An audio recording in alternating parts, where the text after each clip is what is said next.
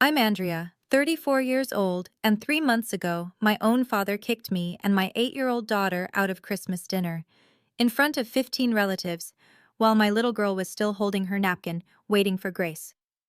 "Leave and never return," my sister said with a smile. "Christmas is so much better without you," my mother added. I didn't beg. I didn't cry. I simply looked at them and said, "Then you won't mind me doing this." 5 minutes later, every single person who had just thrown us out was on their knees, begging me to undo what I'd done. Before I tell you what happened, please take a moment to like and subscribe, but only if you genuinely enjoy this story. Drop a comment and let me know where you're watching from and what time it is there. Now let me take you back 18 months ago, the day my husband died. The call came at 3:47 p.m. on a Tuesday. I was parked outside Lily's elementary school, watching kids stream out with their backpacks bouncing. My phone buzzed. Unknown number. I almost didn't answer. "Mrs. Outen, this is Mercy General Hospital. Your husband David was involved in a motor vehicle accident. You need to come immediately." I don't remember driving there. I don't remember who picked up Lily. The next thing I knew, I was standing in a sterile hallway while a doctor in blue scrubs told me my husband of 9 years was gone. The funeral was 4 days later. My parents came. My sister Meredith came with her husband Derek. Aunts, uncles, cousins. The whole family showed up in black, dabbing their eyes with tissues. But here's what I remember most clearly. During the reception, I stepped into the hallway to catch my breath. Through the cracked door, I heard Meredith whispering to our mother, "She can't raise Lily alone. You know that, right? Maybe we should talk about having someone else take the child." My blood turned cold. I waited for my mother to defend me, to say something, anything. Instead, Patricia Outen nodded slowly. "We'll discuss it later. Let her grieve first." I backed away silently. Told myself they were just worried, just concerned. Sisters say things they don't mean. At the burial, my father Gerald pulled me aside. His hand was heavy on my shoulder. "Andrea, you need to be strong now. David's gone. Crying won't bring him back. Men," he caught himself, "people don't respect weakness. Pull yourself together." That was it. That was all my father said to me on the day I buried my husband. I didn't know then that this was only the beginning. 3 months after the funeral, the insurance settlement came through. $2.3 million. David had taken out a policy years ago, back when Lily was born. "Just in case," he'd said. I remember rolling my eyes at him. We were 26. Nothing was going to happen. But something did happen. And now I was sitting in a lawyer's office, signing papers, trying not to think about the price tag on my husband's life. The moment the deposit hit my account, everything changed. Meredith started calling twice a week. "Just checking in, sis. How are you holding up?" Her voice dripped with sweetness I'd never heard before. My mother invited me and Lily to Sunday dinners, every single week. "Family needs to stick together," she said. Even my father, who hadn't voluntarily spoken to me since my wedding, suddenly wanted to catch up. The fourth Sunday dinner, Gerald cleared his throat at the head of the table. "Andrea, I've been thinking. You should let Meredith manage your finances. She's good with money. You've always been the creative type." I set down my fork. "I appreciate the concern, Dad, but I'm handling things fine." The temperature in the room dropped 10 degrees. Meredith jumped in, voice still honey-sweet. "We just worry about you, that's all. You've never dealt with this kind of money before." "I have an accountant and a financial advisor. David set it up before—" I couldn't finish the sentence. After dinner, as I was gathering Lily's jacket, a frail hand caught my wrist. Grandma Margaret, 85 years old, sharp as a tack. She leaned in close. "Be careful with that money, child. I don't trust anyone in this room." Her eyes flickered toward her own daughter, including Patricia. She pressed something into my palm, a folded piece of paper. "There's someone you need to call. We'll talk more soon." Before I could ask, Lily came running and Grandma shuffled away. I didn't open the paper until I got home.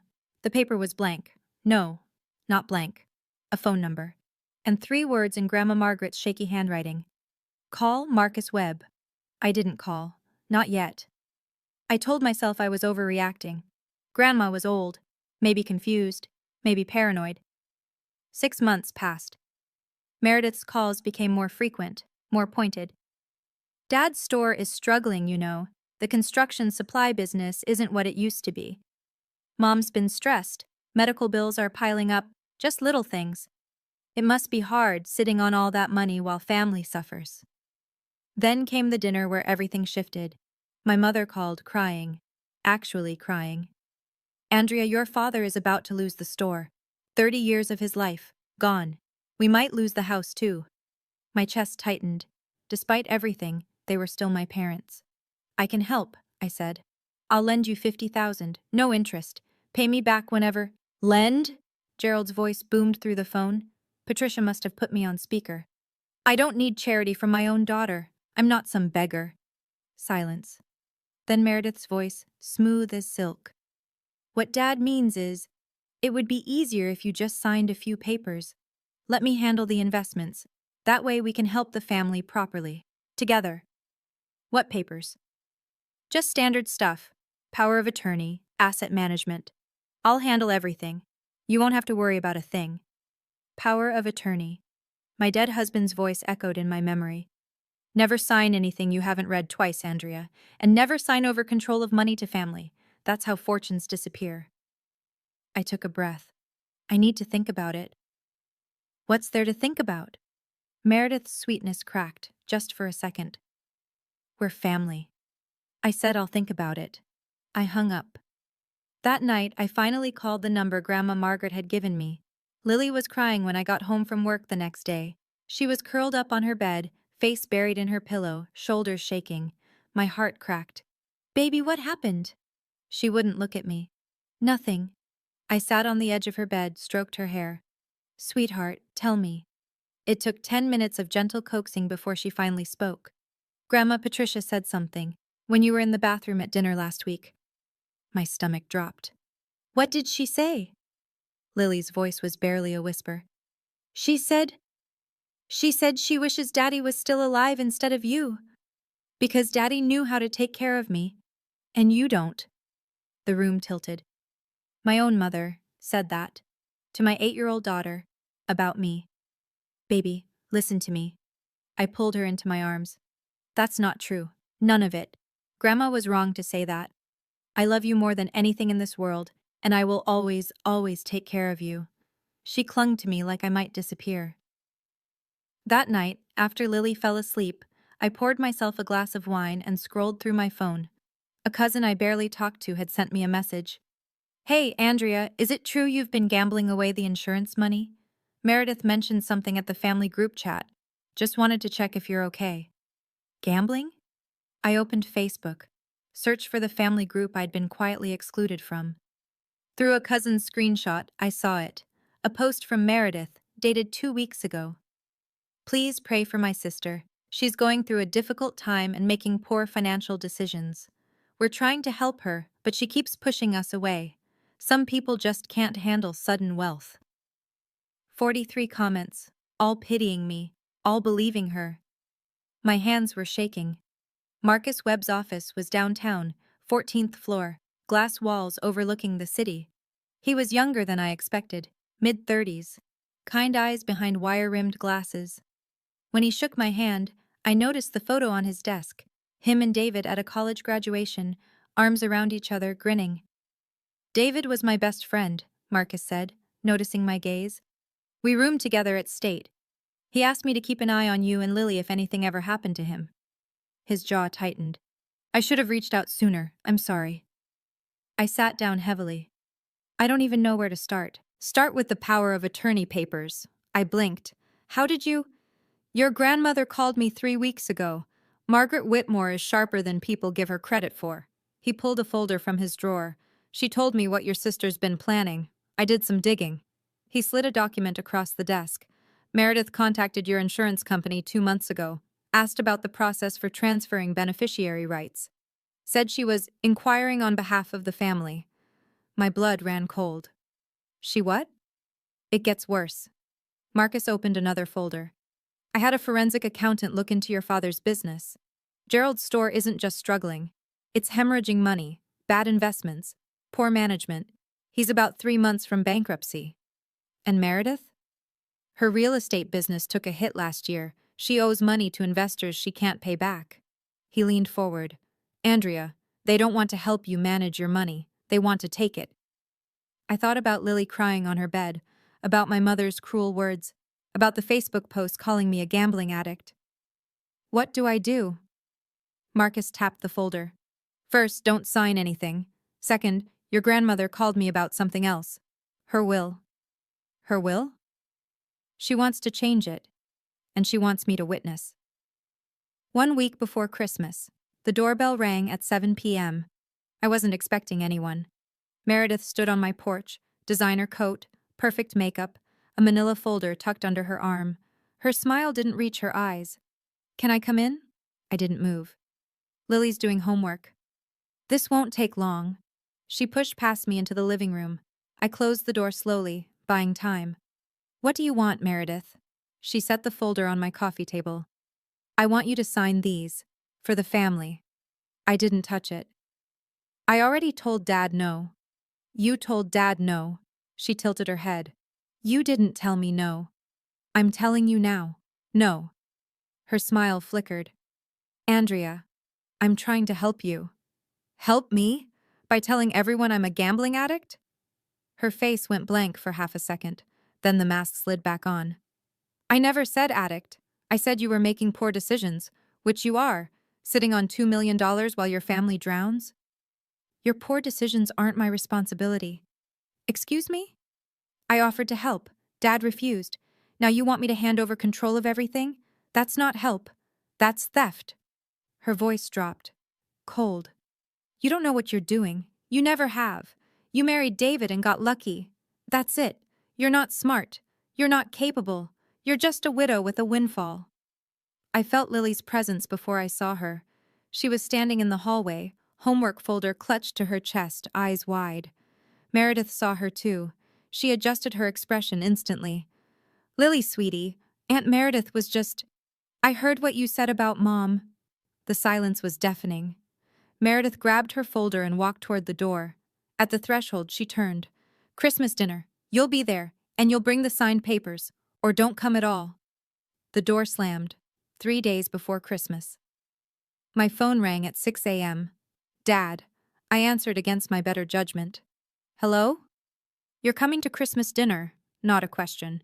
Good morning to you too, Dad. Don't get smart with me, Andrea. You'll be there. 7 o'clock, Grandma Margaret's house. I was already planning to come. Lily wants to see Grandma. A pause, then. And you'll sign those papers Meredith prepared. I closed my eyes. Dad? This is not a discussion. His voice hardened. This is not a request. You will sign those documents, or you won't set foot in this family again. You're threatening to disown me over money? I'm telling you to do what's right for once in your life. David carried you for 9 years. Now it's time to carry your weight. David carried me. 9 years of partnership, building a home, raising a daughter, supporting each other through every struggle, reduced to me being carried. I'm not signing anything. Then don't bother showing up. We don't want you there. Does Mom know you're saying this? He laughed bitterly. Who do you think told me to call? The line went dead. I sat on the edge of my bed, phone in my hand, heart pounding. Lily appeared in my doorway, rubbing her eyes. Mommy? Who was that? I forced a smile. Just Grandpa, baby. Go back to sleep. Are we still going to see Grandma Margaret for Christmas? I thought about the envelope Grandma had slipped me at our last visit, the one she'd whispered about.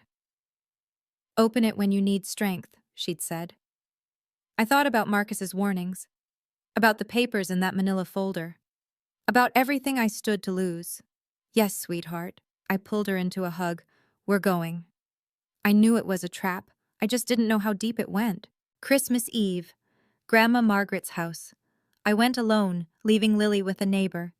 Some conversations aren't for children's ears. Grandma answered the door herself. 85 years old, spine straight as a ruler, eyes bright with something I couldn't name. I knew you'd come early. She ushered me into her study, closed the door, locked it. Grandma, what's going on? She crossed to an antique desk, pulled open a drawer, and retrieved a thick envelope, cream-colored, sealed with wax. Take this. She pressed it into my hands. Don't open it until tomorrow night. At dinner, you'll know when. What is it? She smiled, a sad, knowing smile. Insurance. The real kind. Grandma, you're scaring me. She took my hands in her papery ones. Andrea, I've watched my daughter and granddaughter scheme for months. I know about the emails. I know about the power of attorney papers. I know what they're planning to do to you tomorrow. How? Patricia accidentally forwarded me an email chain, mother-daughter gossip. They forgot I know how to use a computer. Her eyes hardened. They called you easy pickings, said you'd crumble under family pressure. My throat tightened. I've lived 85 years, Grandma continued. I've seen greed destroy families. I will not let it destroy you. She squeezed my hands. Tomorrow night, they will try to humiliate you into signing. They'll do it in front of everyone, so you feel trapped. What do I do? You stand your ground. And when the moment comes, she nodded toward the envelope, you open that. What's inside? Her smile returned. This time there was fire in it. The truth, and something they never expected. The envelope felt heavy in my pocket all night long. Okay, let me pause here for a second. What do you think was in that envelope? A. Grandma's new will? B. Evidence of Meredith and Mom's scheme? C. Something completely unexpected?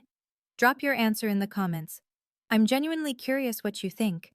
And if you're hooked on this story, if you need to know what happened at that Christmas dinner, go ahead and hit that like button. It helps more than you know. Now, back to Christmas Day, Christmas Eve night. I couldn't sleep.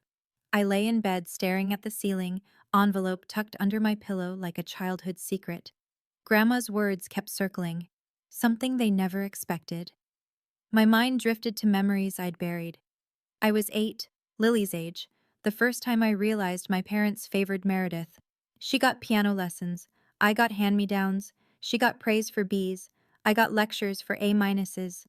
Meredith tries harder, Mom always said. You just coast. Grandma Margaret was the only one who saw me differently. She used to pull me aside at family gatherings, press butterscotch candies into my palm, and whisper stories about the house. This old place has seen 3 generations of Whitmores, she'd say. One day, it'll belong to someone who truly loves it, not someone who just sees dollar signs. I always assumed she meant Meredith, the perfect one, the successful one. Now I wasn't so sure. The house itself was worth nearly $2 million, a colonial revival on 3 acres, built by my great-grandfather. Everyone knew Grandma would leave it to family. The only question was who. Meredith had talked about it for years. When Grandma passes, Derek and I will renovate, turn it into something modern, maybe sell it if the market's right. Grandma had overheard that conversation once.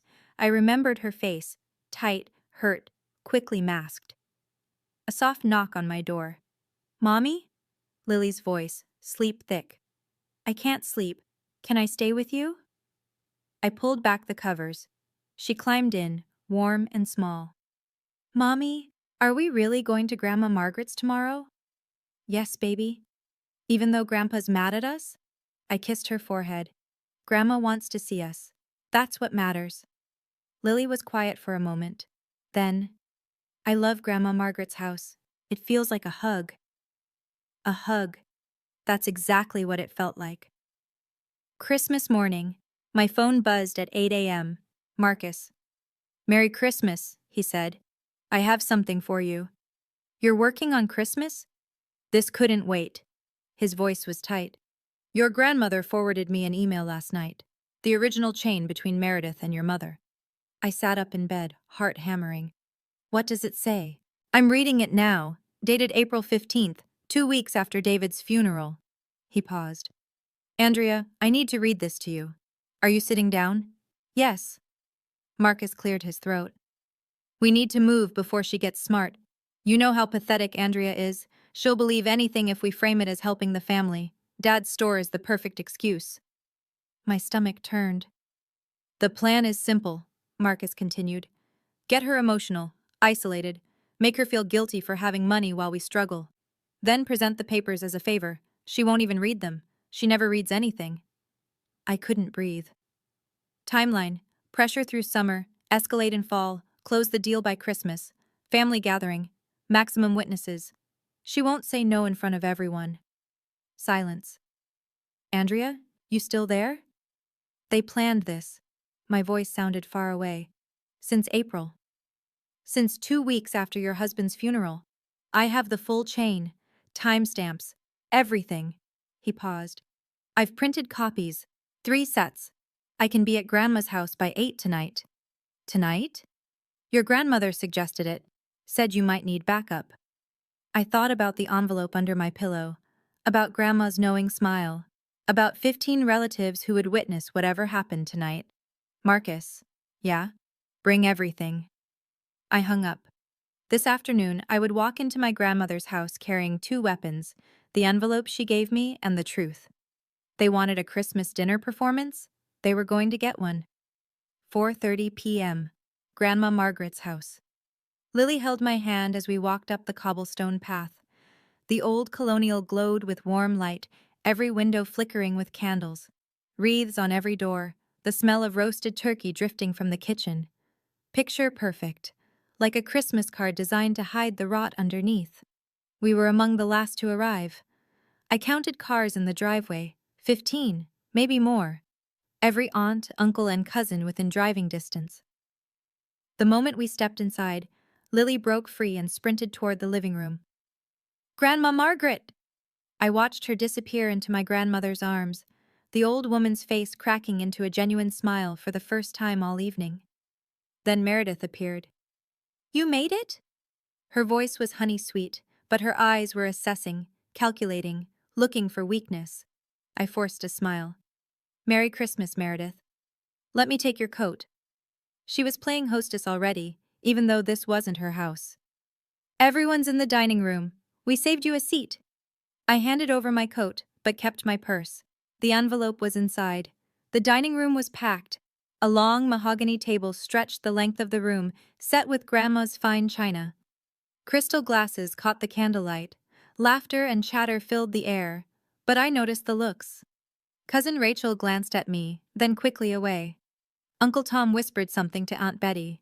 My mother's best friend, Margaret Ann, gave me a pitying smile. They'd been briefed. I scanned the room for my parents. There, at the head of the table, Gerald sat like a king awaiting his court. Patricia beside him, dabbing her lips with a napkin, refusing to meet my eyes. And next to them, an empty chair, waiting for me. Andrea, sweetie? My mother's voice rang out. Come sit, we've been waiting. The meal started normally enough. Turkey was carved, wine was poured, stories were exchanged. I kept my head down, cut Lily's meat, helped her with her vegetables, tried to breathe. Then halfway through the main course, Meredith stood up. She clinked her wineglass with a fork. The room fell silent. Everyone, I hate to interrupt, but I have an announcement. Her voice carried, practiced, theatrical. Our family is facing a difficult situation, and I think it's time we address it openly. I felt every eye in the room shift toward me. Meredith continued. As most of you know, my dear sister Andrea lost her husband David 18 months ago. A tragedy for all of us. Murmurs of sympathy. A few nodded solemnly.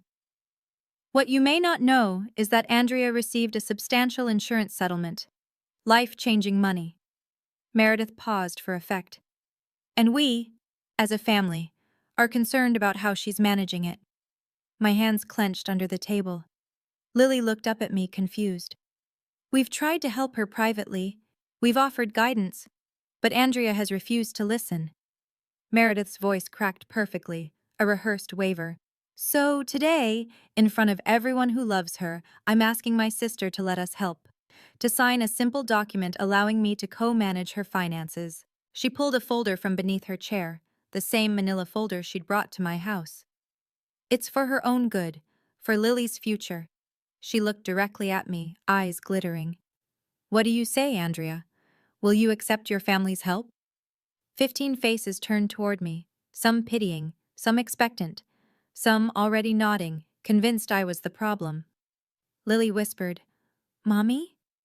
At the head of the table, my father crossed his arms. At the far end, Grandma Margaret sat perfectly still, watching. waiting. I stood up slowly. Every eye in the room was on me.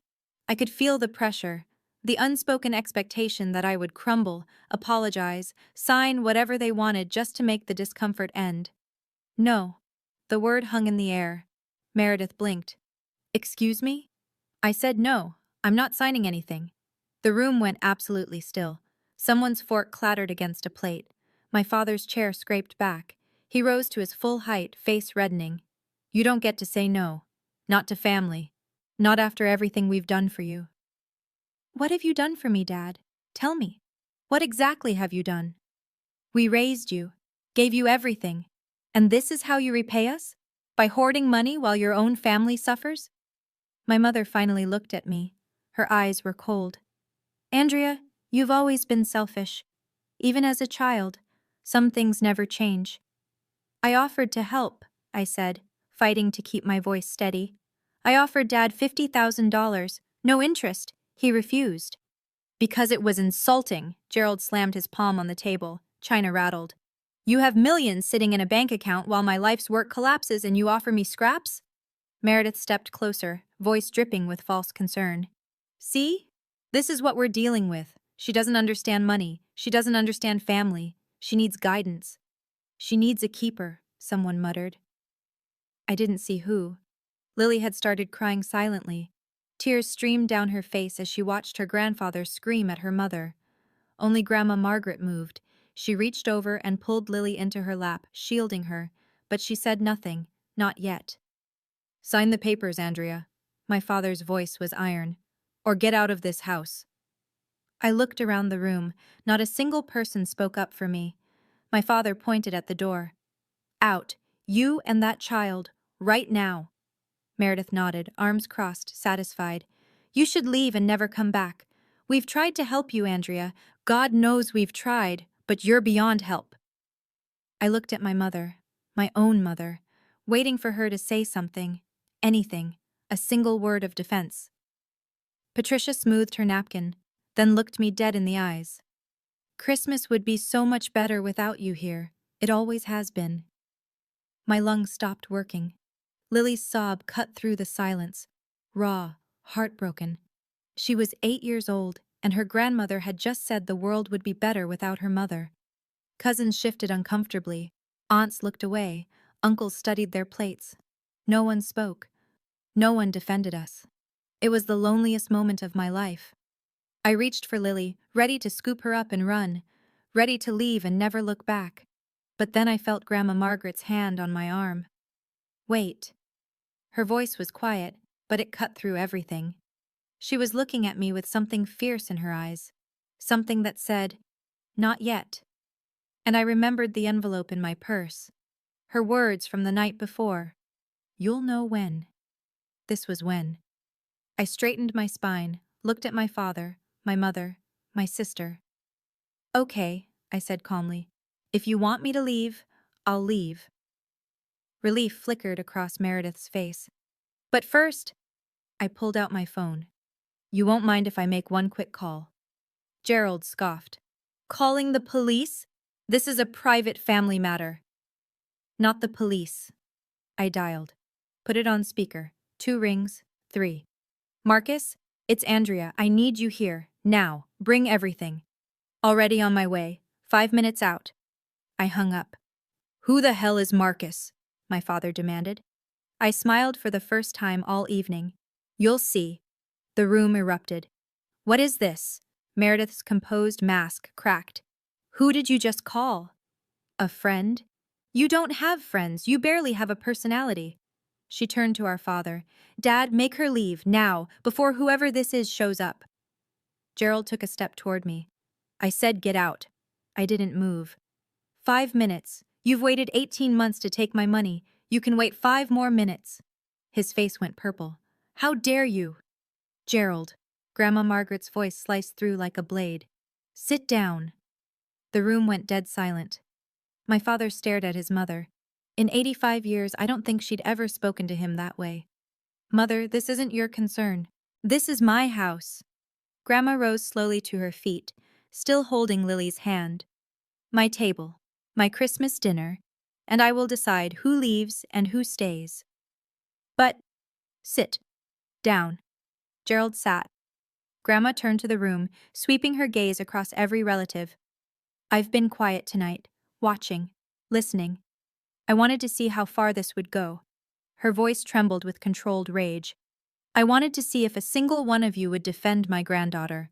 Shame flickered across some faces, others just looked confused. Not one of you. Grandma shook her head. She offered help. You refused it. She said no to manipulation. You called her selfish. You made a child cry on Christmas Day. Mother, you don't understand, Patricia started. I understand perfectly.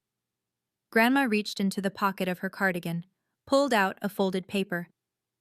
Patricia, do you remember the email you forwarded me in April? The one about Andrea being easy pickings?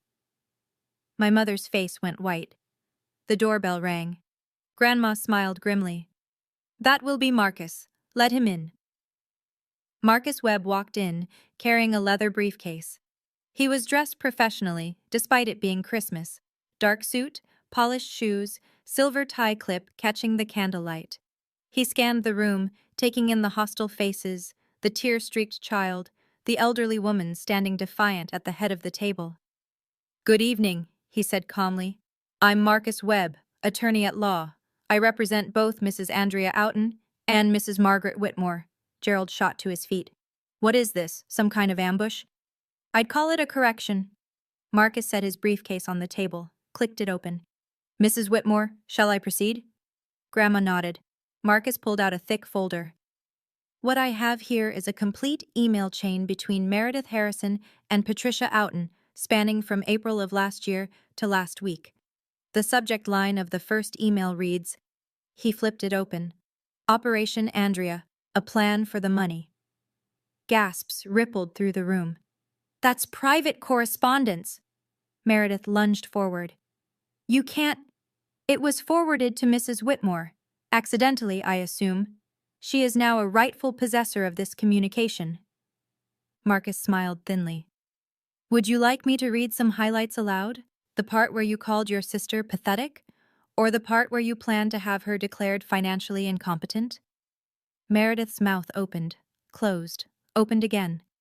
Patricia gripped the table edge, knuckles white. Mother, why would you do this? Because you plotted to steal from my granddaughter. Grandma's voice was steel. You called her names. You told her daughter that the world would be better without her mother. On Christmas. She pointed a shaking finger at Patricia. You are my daughter, and I am ashamed of you. Patricia flinched like she'd been slapped. The room was utterly silent. Marcus reached into his briefcase again. Now, for the second document. Marcus held up the emails for everyone to see. I'll read one excerpt. April 15th, 2 weeks after David Outen's funeral, from Meredith to Patricia. He cleared his throat. We need to move fast. Andrea's always been weak. She'll cave under family pressure, especially at a holiday gathering. Dad's store gives us the perfect cover story. We're not taking her money, we're helping the family. Once she signs the POA, we control everything. She won't even know what hit her. Cousin Rachel's jaw dropped. Uncle Tom leaned forward, face dark. Murmurs spread through the room like wildfire. That's taken out of context, Meredith's voice cracked. I was just worried about her. May 3rd, Marcus continued, unmoved. Update. Told the family group that Andrea's gambling. Plants the seed. When we finally get control, no one will question it. More gasps. Aunt Betty turned to Patricia. You told us Andrea was gambling. Was that a lie?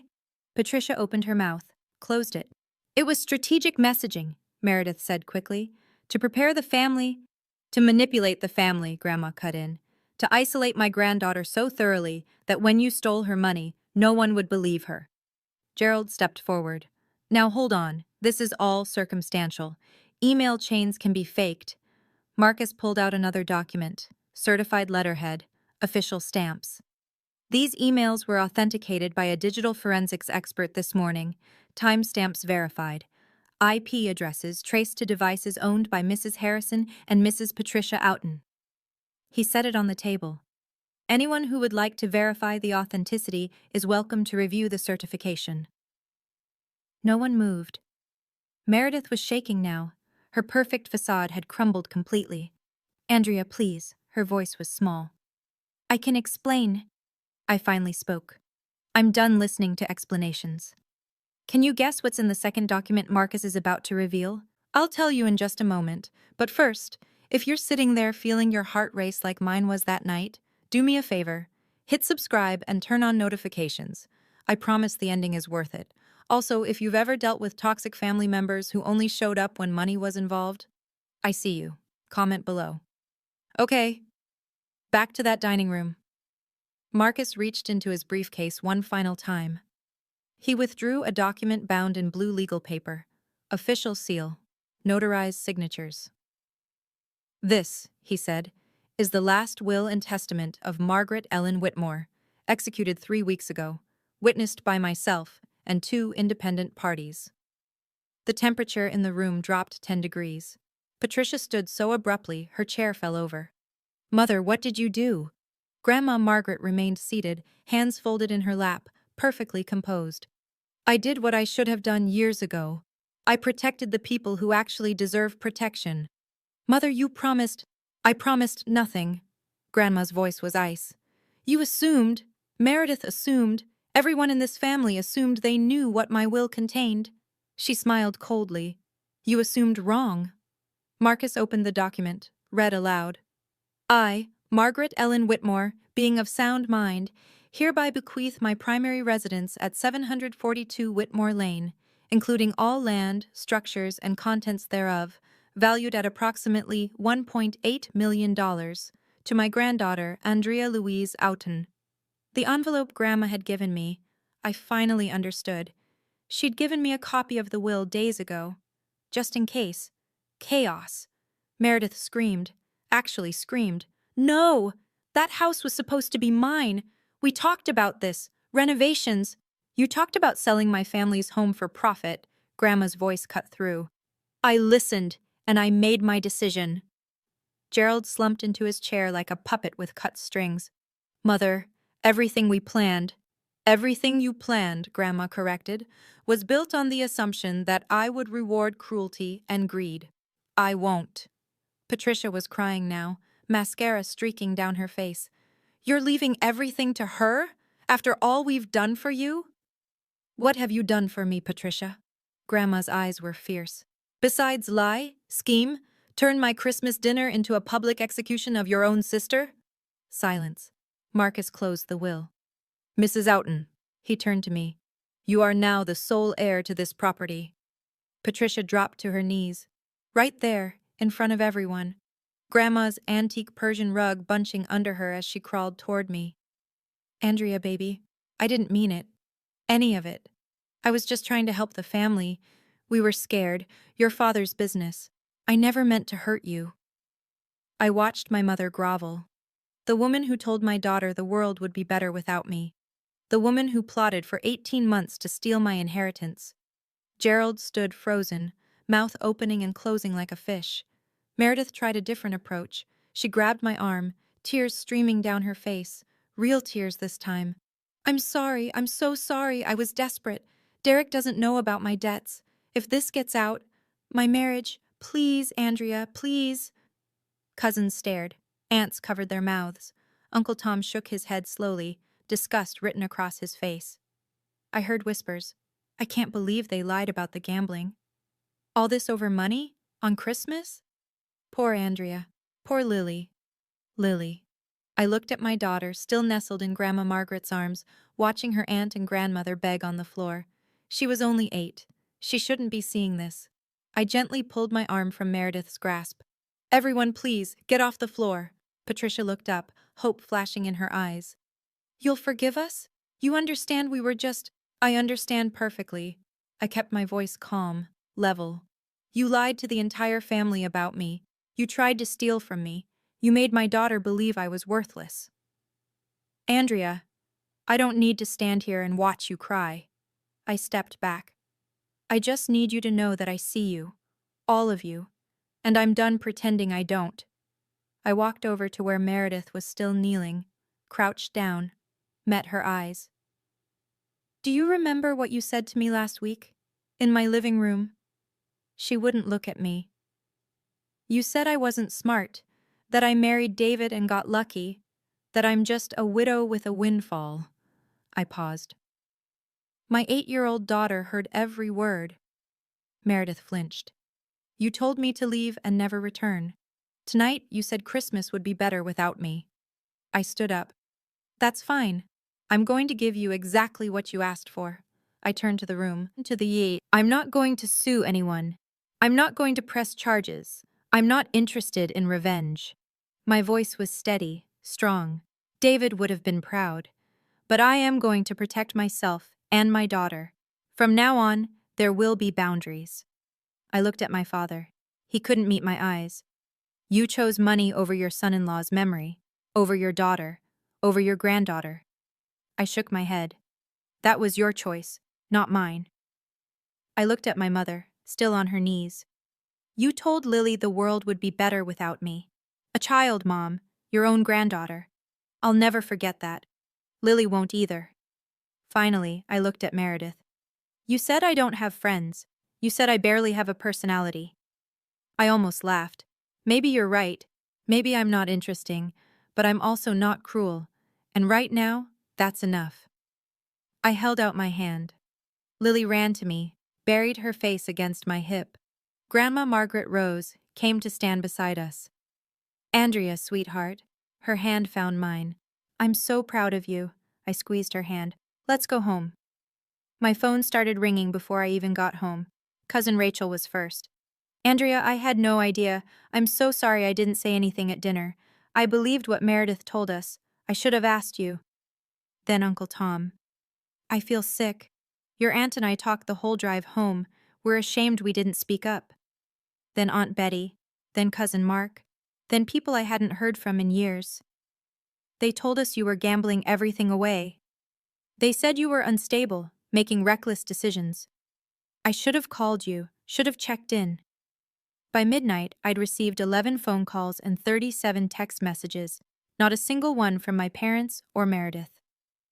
The next morning, Marcus called. The family network is going nuclear. Your grandmother's been getting calls all morning. People are furious, not at you, at Patricia and Meredith. I rubbed my eyes. I didn't want this. I know, but actions have consequences. He paused. There's something else. Meredith's husband Derek called me. He didn't know about her debts. She'd hidden them. He's not taking it well. I thought about Derek. Quiet, passive, always in Meredith's shadow. He probably hadn't known about any of this. And your father's store? What about it? Filed for bankruptcy this morning, officially. The news is spreading. Some of his regular clients are cutting ties, not because of the bankruptcy, but because of what happened at Christmas. Word travels fast in small business communities. I leaned against my kitchen counter. I didn't want anyone to suffer. You didn't cause this, Andrea. You just stopped letting them hide it. Marcus's voice softened. Get some rest. You've earned it. But rest didn't come easy.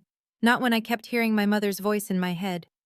Christmas would be so much better without you. A week after Christmas, Marcus sent me a summary. Gerald's hardware store had closed its doors. 30 years of business, liquidated to pay creditors. He'd have to sell the smaller house he and Mom lived in to cover the remaining debts.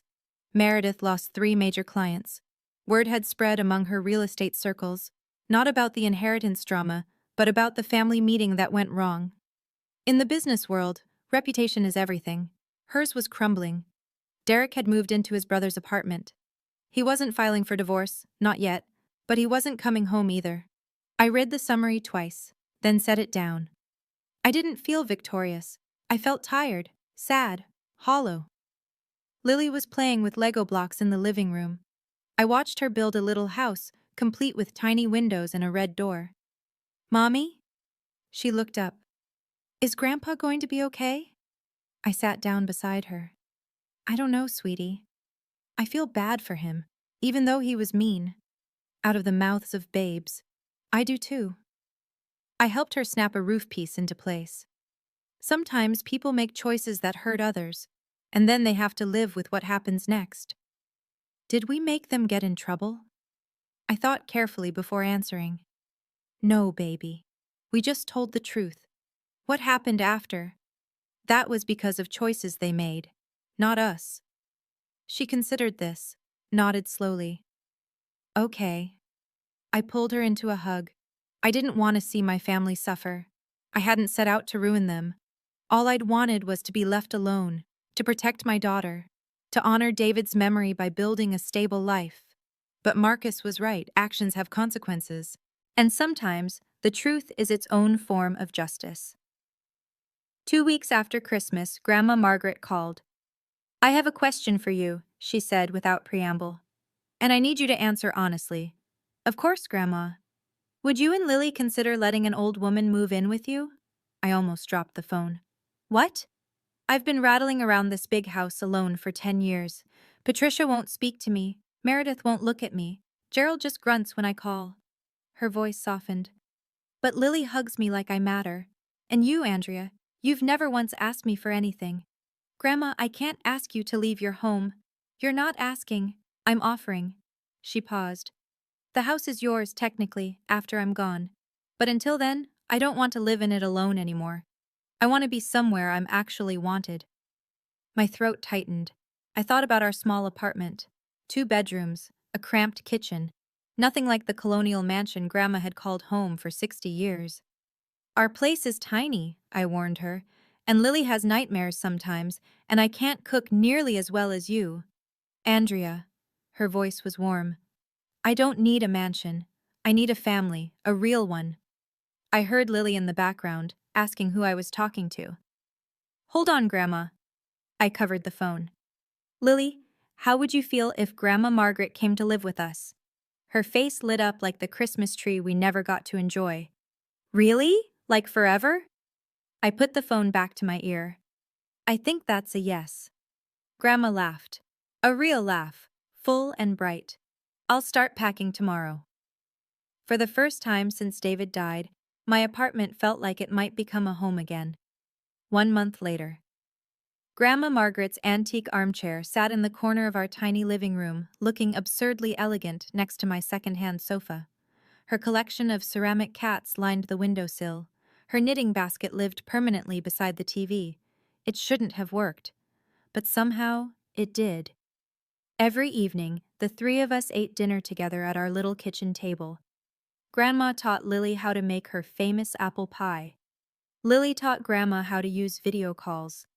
I listened to stories about my great-grandfather I'd never heard, about the house, the family history, the dreams that built it all. The insurance money sat untouched in an investment account, growing quietly. I'd set up a trust for Lily's education. The rest would wait until she was older, until she could decide what to do with her future herself. I kept working my job, kept showing up, kept building something small and stable. One night, after Lily was asleep, Grandma and I sat on the balcony, watching stars. Do you regret it? I asked quietly. Giving up the house? Cutting off Patricia? She was silent for a long moment. No. Her voice was steady. That house was just walls and wood. What Patricia and Meredith did, that was a betrayal of everything family should mean. She reached over, patted my hand. You and Lily are my family now. Real family. The kind that stays. I felt tears prick my eyes. Thank you, Grandma, for believing in me when no one else did. She smiled in the darkness. You didn't need my belief, Andrea. You just needed to believe in yourself. She squeezed my hand. Which you did. That Christmas night, when you stood your ground, that was all you. I leaned my head against her shoulder, and for the first time in a long time, I felt at peace. 3 months after Christmas. My phone rang. Unknown number. I answered cautiously. Hello? Andrea. My mother's voice. Small, tired, defeated. It's Mom. I almost hung up. Please don't hang up. Please, I just need 5 minutes. I walked to the balcony, closed the door so Lily wouldn't hear. I'm listening. I know what I did was unforgivable. Patricia's voice cracked. The things I said, to you, to Lily, I can't take them back. I wish I could. You told my daughter the world would be better without me. Silence. Then. I know. I was I was so scared, Andrea. Your father was falling apart. Meredith kept saying this was the only way. I let myself believe it because it was easier than standing up to them. That's not an excuse. It's not, you're right. She was crying now. I'm not asking you to forgive me, I wanted to hear Lily's voice, just once. It's been 3 months. I watched the city lights blink below. Mom. Yes? I'm not going to pretend everything is fine. I'm not going to let you hurt Lily again, but I took a deep breath. I'm also not going to punish you forever. That's not who I want to be. What does that mean? It means I need more time. A lot more time. And when I'm ready, if I'm ever ready, I'll reach out. I paused. But the reaching out has to come from me, not you. Do you understand? Yes. Her voice was barely a whisper. Yes, I understand. Okay. Andrea? What? I'm sorry. I'm so sorry. I let those words hang in the air, then quietly, I know, Mom. I know. I hung up. I wasn't ready to forgive, but I wasn't consumed by hatred either. That felt like progress. After that call, I started journaling. Just a cheap notebook from the dollar store. A few pages every night after Lily went to sleep. Tonight, I wrote, I used to think family meant accepting whatever they threw at me, keeping the peace at any cost, smiling through insults because blood is thicker than water. I was wrong. Family is not a free pass to hurt people. Love is not supposed to come with conditions. And peace built on silence isn't peace at all. It's just suffering with a smile. My father called me selfish for not signing over my money. My mother said Christmas would be better without me. My sister planned for 18 months to steal everything I had. But here's what they didn't expect. I survived. I survived because I finally understood something David always told me. You're stronger than you think, Andrea. You just have to stop waiting for permission to be strong. I stopped waiting. I stood up. I said no. I chose my daughter over approval, my self-respect over belonging. And somehow, on the other side of all that pain, I found something I didn't expect to find. Peace. A real family. Smaller now, but truer. A home that feels safe. And a future I get to build myself, one day at a time. Grandma's voice called from the kitchen. Andrea, the cookies are ready. Lily's footsteps thundered down the hall. Cookies! I closed the notebook, smiled. There would still be hard days. There would still be moments when my mother's words echoed in my mind, when I wondered if I'd done the right thing. But tonight, there were cookies. And laughter. And the two people who mattered most in the world. That was enough. That was everything. And that's my story. If you've ever had to protect yourself or someone you love from toxic family members, I see you. I understand. And I hope you know, you're not alone. Drop a comment and tell me, have you ever had to draw a hard boundary with family? I'd love to hear your story. If you want more stories like this, check the links in the description. And subscribe if you haven't already. Thank you for listening. Until next time.